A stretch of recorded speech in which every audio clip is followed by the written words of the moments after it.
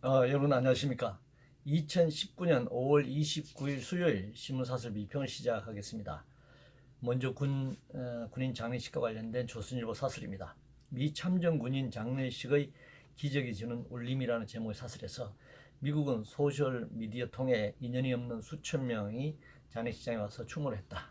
그런데 한국은 정권이 순국, 순직, 용사, 추모 행사를 뒷전으로 미루고 불참했다 이렇게 얘기하고 있습니다. 그런데 미국의 퇴역 군인의 장례식에 온 사람들은 이제 시민들이고 한국의 추모 행사에 불참한 사람들은 그동안 며칠간 조정동 신문들이 얘기한 것 보면 대통령 총리도 오지 않았다 이렇게 얘기한 것이기 때문에 불참한 대상이 다르죠.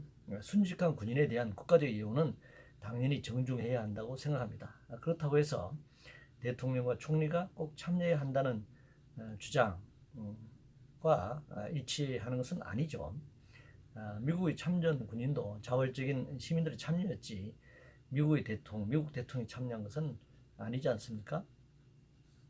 일자리 관련해서 조선일보는 선진국 3분의 2가 유례없는 일자리 호황이라는데 라는 제목의 사설에서 실업률과 관련해서 미국은 4월에 3.6%, 영국은 1분기 3.8%, 독일은 4.9%, 유럽연합 28개 회원국 전체는 3월에 6.4%를 기록했다라고 얘기를 하면서 한국은 지난달 4.4% 실업률인데 청년층 체감 실업률은 25.2%다 이렇게 수치 대비를 지금 왜곡되게 한 거죠.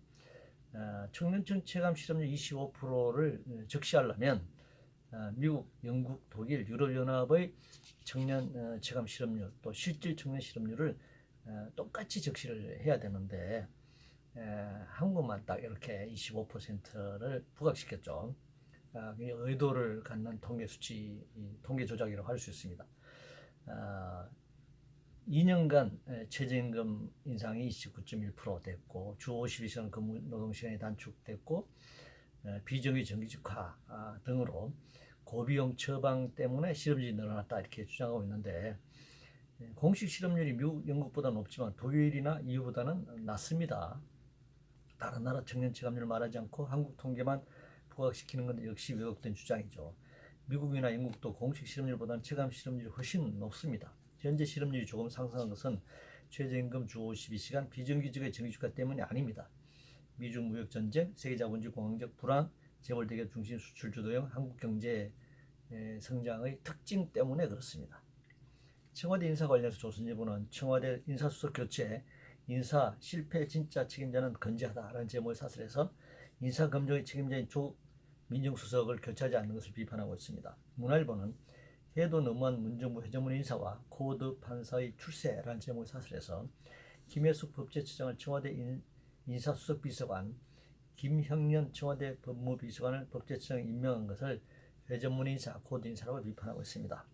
권력이 인사를 자기가 맞는 코드로 하지 그럼 자기가 맞지 않는 코드로 임명합니까? 이 고위직을 이런 코드 인사가 문제가 아니라 능력이나 자질이 면에서 합당한 인사인 거 아닌가 이것을 비판 삼아야지.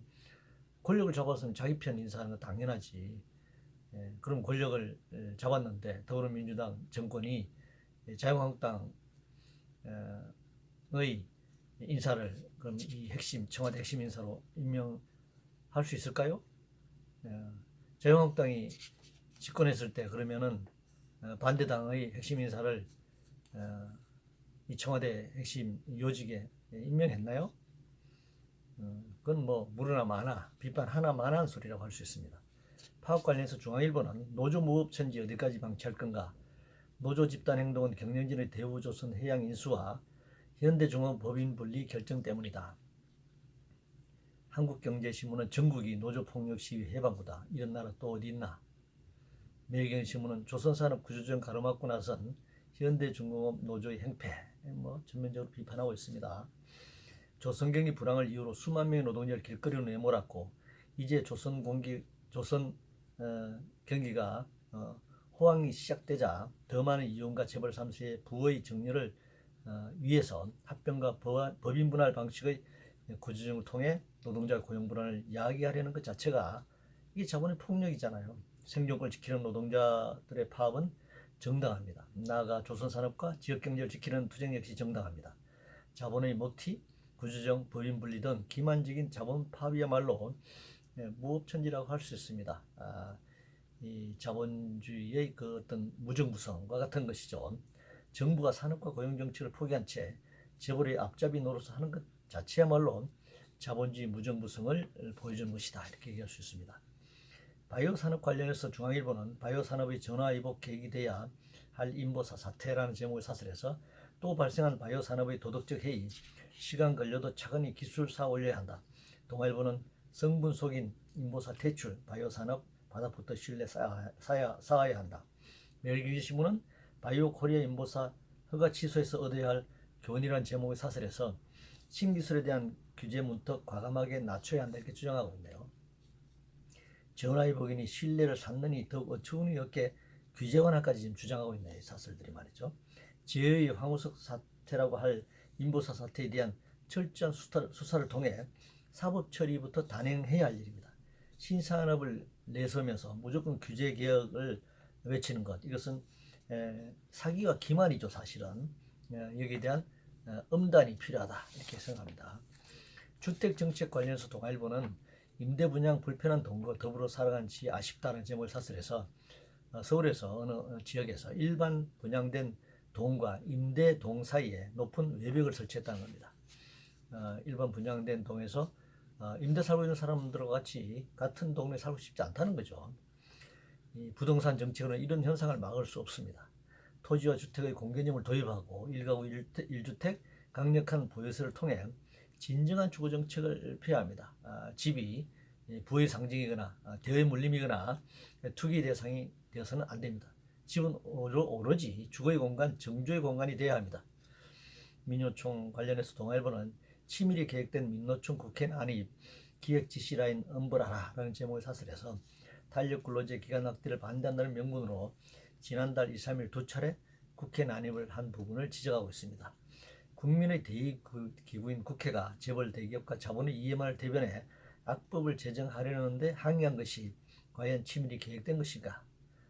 묻고 싶습니다. 노동법을 전면 개혁하려는 정권과 자본의 치밀한 계획부터 질타해야 할 것입니다. 국회 내에서 벌어진 여야 국회의원들의 폭력 사태나 먼저 엄벌하길 바랍니다. 복지 관련 상경신문은 현금복지 재검토 뜬모은 지자체들 과잉복지 개선 계획이 돼야 한다라고 주장하고 있습니다. 현금복지든 현물복지든 그것이 중요한 이슈는 아니죠. 보편적 복지를 지자체의 재정 사정이나 지자체장의 성향에 따라 차별적으로 지급돼서는 안 된다는 것이 핵심이 되어야 할 것입니다. 재검토가 복지를 줄여야 한다는 것이 아니라 국가가 제대로 된 복지를 지급해야 한다. 보편적 복지를 지급해야 한다. 라고 하는 것으로 이것을 발전시켜 나가야 한다 생각합니다. 게임 관련해서 한경신문은 WHO 게임 중독 질병 분류 복지부 과잉 반응이 더 걱정된다는 제목을 사설해서 복지부가 게임 이용 장애 관련 민간 협의체를 추진한다.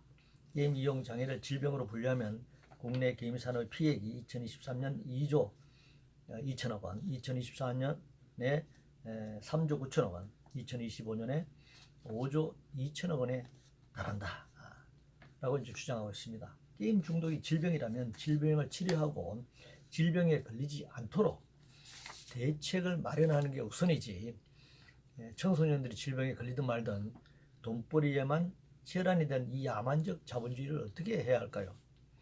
자동차 산업 관련해서 매일경제신문은 세계자동차 합종연행 금류 한국차만 제자리라는 제목을 사설해서 현대차 노조 임금 단체 협상에서 정규직 1만 명 채용 요구, 전기차 시대 도래만으로 지금 생산 인력의 20, 30%가 잉여 인력인데 1만 명을 더 채용하라고 한다면서 비판하고 있습니다. 전기차 도래 이전에 현재 상황에서 노동시간 단축을 통해 노동자 건강과 안전한 노동 그리고 일자리를 나누기 위해서는 최소한 1만 명 이상을 고용해야 한다는 것이 노조의 주장입니다. 합종연행으로 치자면 현대는 이미 기아를 인수합병해서 국내 시장 점유율 7, 80%를 차지하고 있지 않습니까? 이 합종연행이라고 하는 것은 인수합병, 자본의 인수합병은 이 신자유주의 세계에서 일반적인 보편적인 자본의 이윤 추구, 이윤 극대화 전략일 뿐입니다. 비례대표 관련해서 문화일보는 여 대표의 지지, 대가 대놓고 요구, 비례대표 비례대표 폐지할 때다라는 제목의 사설에서 특정한 단체가 더불어민주당에 기여를 많이 했으니까 이런 비례대표 아마 자리를 요구한 것 같습니다. 돈으로 국회의원 배지를 다는 것으로 전락한 비례대표라면 완전히 폐지시켜야 합니다. 그러나 제대로 정당 민주주의가 존재한다면 당내 민주적 절차를 통해 비례대표 순번을 설치하고 유권자들에게 당연히 물어야 하는 것이죠. 따라서 부분 비례대표제가 아니라 전면 비례대표제로 바꿔야 합니다. 지역에서 직선으로 뽑는 현행 국회의원 선거제도야말로 훨씬 더 부패한 정치 환경을 만들어 오지 않았습니까? 한미동맹 관련해서 문화일보는 트럼프 일본의 수호 연설과 미일 노골적 한국 패싱이라는 제목의 사설을 통해서 이번 미일 정상회담의 모습, 정상회담에서의 발언 이런 부분들에 대해서 대비해서 한국 정부가 소외되고 패싱당한 부분을 지적하고 있습니다. 한미동맹, 이것은 한미동맹만 외친 결과죠. 미국은 일미동맹을 우선으로 하고 한미동맹을 보조축으로 해왔습니다. 그것을 알아야 합니다.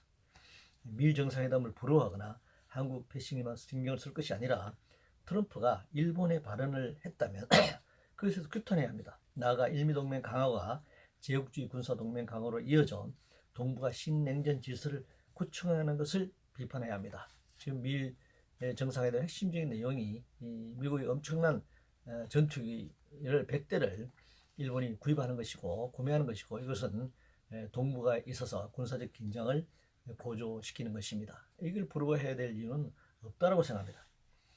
이상으로 2019년 5월 29일 수요일 신문사설 비평을 모두 마치겠습니다.